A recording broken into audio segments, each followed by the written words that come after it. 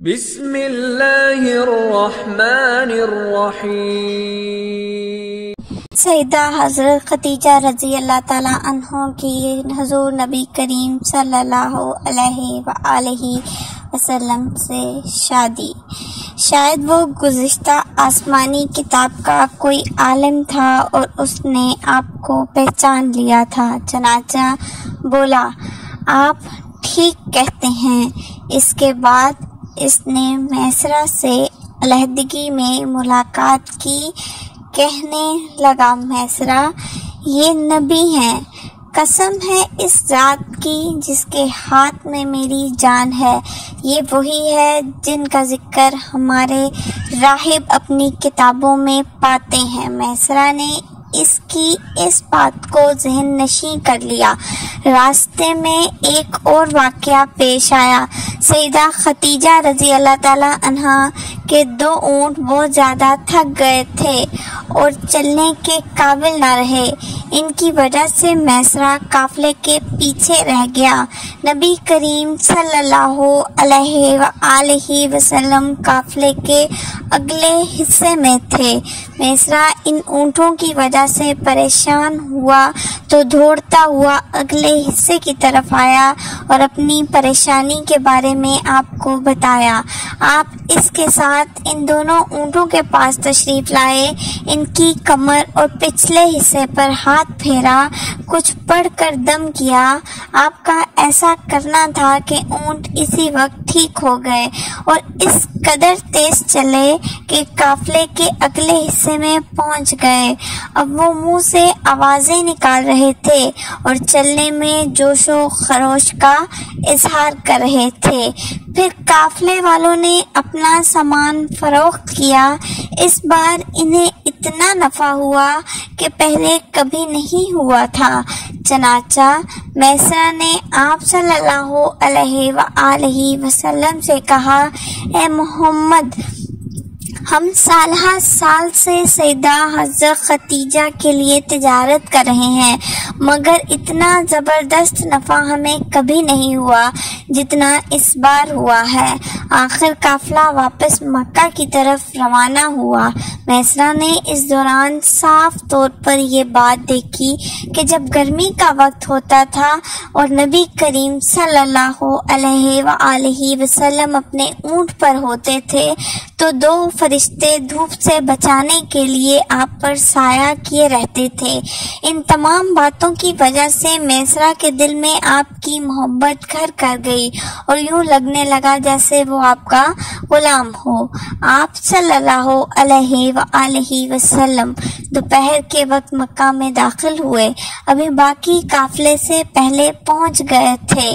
آپ سیدھے حضرت خدیجہ رضی اللہ تعالی عنہا کے گھر پہنچے۔ وہ اس وقت چند عورتوں کے ساتھ بیٹھی تھیں۔ انہوں نے دور سے آپ صلی اللہ علیہ وآلہ وسلم کو دیکھ لیا۔ آپ صلی اللہ علیہ وآلہ وسلم اونٹ پر سوار تھے اور 2 فرشتے آپ صلی اللہ علیہ وآلہ وسلم پر سایہ کیے ہوئے تھے۔ حضرت خدیجہ رضی اللہ تعالیٰ نے یہ منظر دوسری عورتوں کو بھی دکھایا اور سب بہت حیران ہوئیں۔ اب آپ صلی اللہ علیہ وآلہ وسلم نے حضرت خدیجہ رضی اللہ تعالیٰ عنہ کو تجارت کے حالات سنائے، منافع کے بارے میں بتایا۔ اس مرتبہ پہلے کی نسبت دگنا منافع ہوا تھا۔ حضرت خدیجہ رضی اللہ تعالیٰ عنہ بہت خوش ہوئیں۔ انہوں نے پوچھا، میسرہ کہاں ہے؟ آپ صلی اللہ علیہ وآلہ وسلم نے بتایا، وہ بھی پیچھے ہے۔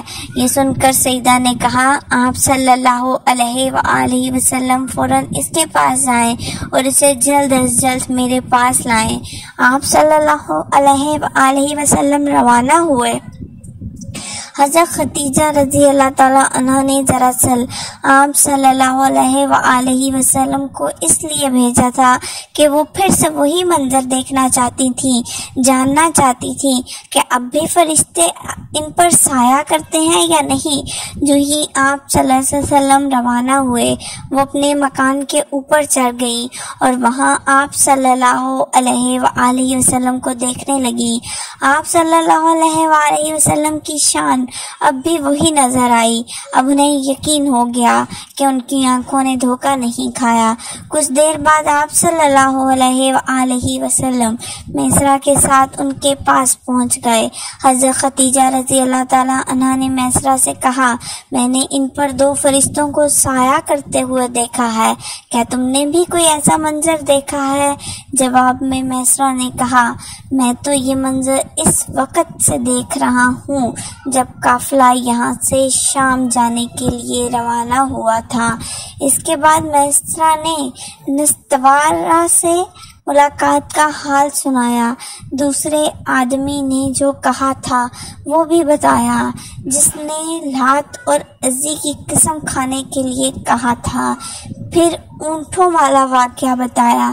یہ تمام باتیں سننے کے بعد سیدہ خدیجہ رضی اللہ تعالی عنہا نے آپ صلی اللہ علیہ وآلہ وسلم کو طے شدہ اجرت سے 2 گنا دی، جبکہ طے شدہ اجرت پہلے ہی دوسرے لوگوں کی نسبت 2 گنا تھی۔ ان تمام باتوں سے سیدہ خدیجہ رضی اللہ تعالی عنہا بہت حیران ہوئی۔ اب وہ اپنے چچا زاد بھائی ورقہ بن نوفل سے ملی۔ یہ پچھلی کتابوں کے عالم تھے۔ سیدہ خدیجہ رضی اللہ تعالی عنہا نے انہیں جو کچھ خود دیکھا اور میسرہ کی زبانی سنا تھا وہ سب کہہ سنایا۔ ورقہ بن نوفل اس وقت عیسائی مذہب سے تعلق رکھتے تھے، اس سے پہلے وہ یہودی تھے۔ سیدہ خدیجہ رضی اللہ تعالی عنہا کی تمام باتیں سن کر ورقہ بن نوفل نے کہا، خدیجہ اگر یہ باتیں سچ ہیں تو سمجھ لو محمد اس امت کے نبی ہیں۔ میں یہ بات جان چکا ہوں کہ وہ اس امت کے ہونے والے نبی ہیں۔ دنیا کو انہی کا انتظار تھا، یہی ان کا زمانہ ہے۔ یہاں یہ بات بھی واضح ہو جائے گی کہ نبی کریم صلی اللہ علیہ وآلہ وسلم نے سیدہ خدیجہ رضی اللہ تعالی عنہا کے لیے تجارتی سفر صرف ایک بار ہی نہیں کیا، چند سفر اور بھی کیے۔ سیدہ خدیجہ رضی اللہ تعالی عنہا ایک شریف اور پاک باز خاتون تھی۔ نسب کے اعتبار سے بھی قریش میں سب سے اعلیٰ تھی۔ انہیں قریش کی سیدہ کہا جاتا تھا۔ قوم کے بہت سے لوگ ان سے نکاح کے خواہش مند تھے۔ کئی نوجوانوں کے پیغام ان تک پہنچ چکے تھے، لیکن انہوں نے کسی کے پیغام کو قبول نہیں کیا تھا۔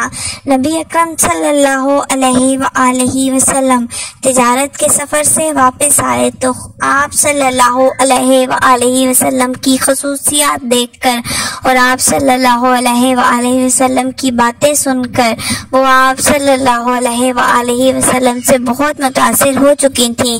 لہٰذا انہوں نے ایک خاتون نفیسہ بنت منیبہ کو آپ کی خدمت میں بھیجا۔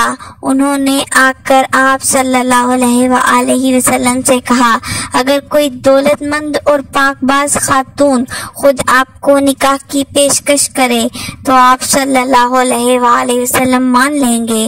ان کی بات سن کر آپ صلی اللہ علیہ وآلہ وسلم نے فرمایا، وہ کون ہے؟ نفیسہ نے فوراً کہا، خدیجہ بنت خلید۔ آپ صلی اللہ علیہ وآلہ وسلم نے انہیں اجازت دے دی۔ نفیسہ بنت منیہ سیدہ خدیجہ رضی اللہ تعالی عنہا کے پاس آئیں، انہیں ساری بات بتائی۔ سیدہ خدیجہ رضی اللہ تعالی عنہا نے اپنے چچا عمرو بن اسد کو اطلاع کرائی تاکہ وہ آ کر نکاح کر دیں۔ سیدہ خدیجہ رضی اللہ تعالی عنہا کی اس سے پہلے بھی 2 مرتبہ شادی ہو چکی تھی۔ ان کا پہلا نکاح عتیق ابن مائدہ سے ہوا تھا، اس سے بیٹی بندہ پیدا ہوئی تھی۔ عتیق کے فوت ہو جانے کے بعد سیدہ کا دوسرا نکاح ابو حالہ نامی شخص سے ہوا۔ ابو حالہ کی وفات کے بعد سیدہ خدیجہ رضی اللہ تعالیٰ عنہ بیوگی کی زندگی گزار رہی تھی کہ انہوں نے آپ صلی اللہ علیہ وآلہ وسلم سے نکاح کا ارادہ کر لیا۔ اس وقت سیدہ کی عمر 40 سال کے لگ بھگ تھی۔ سیدہ خدیجہ رضی اللہ تعالیٰ عنہ کے چچا عمر بن اسد وہاں پہنچ گئے۔